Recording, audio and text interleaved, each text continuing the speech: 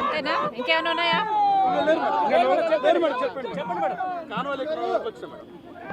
ఈరోజు ప్రభుత్వము కాంగ్రెస్ పార్టీని చూసి భయపడుతున్నట్టుంది.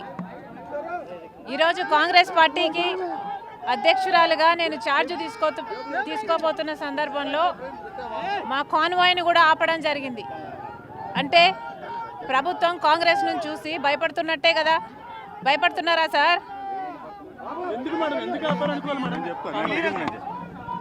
ఈరోజు నిన్న కమిషనర్ ఆఫ్ పోలీసుకి కలిసి మా నగర కాంగ్రెస్ కమిటీ అధ్యక్షుడి ఆధ్వర్యంలో ఒక రూట్ ఇవ్వడం జరిగింది. మేము airport, Ramvarpadu ring, bench circle మీదుగా మేము మాకున్నటువంటి ఆహ్వానం కళ్యాణ మండపానికి వెళ్తామని చెప్పడం జరిగింది.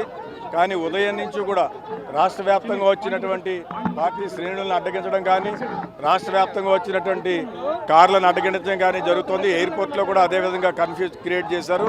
ఇప్పుడు కూడా శ్రీమతి షర్మిల గారితో పాటు ఉన్నటువంటి మా కాన్వాయ్ని కొన్ని వెహికల్స్నే ఎలవ్ చేసి మిగిలిన వెహికల్స్ అన్నింటినీ కూడా రూటు డైవర్ట్ చేశారు. ఇది ప్రజాస్వామ్యానికి వ్యతిరేకం.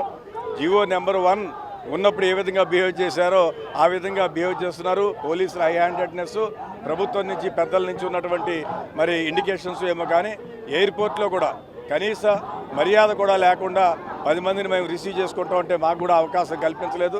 సో ఈ విధంగా ప్రభుత్వం కావాలని చెప్పి కుట్రపూరితంగా వైఎస్ షర్మిల గారి యొక్క ఈ ఛార్జ్ టేకింగ్ ఫంక్షన్ ఏ విధంగా ఇబ్బంది పెట్టాలని ప్రయత్నం చేస్తుంది. సో పోలీస్ కమిషనర్ కానీ, పోలీసు ఉన్నతాధికారులు కానీ మరి వాళ్ళు తెలియజేస్తున్నారో దీనికి మూల్యం చెల్లించుకోక తప్పదు. సో కాంగ్రెస్ పార్టీగా మేము డిమాండ్ చేస్తున్నాం, మా కాన్వాయ్ అంతా అలౌ చేస్తేనే మేము ముందుకు వెళ్ళేటువంటి పరిస్థితి ఉంటుంది. లేకుంటే మొత్తం విజయవాడ అంతా కూడా జామ్ చేస్తాం.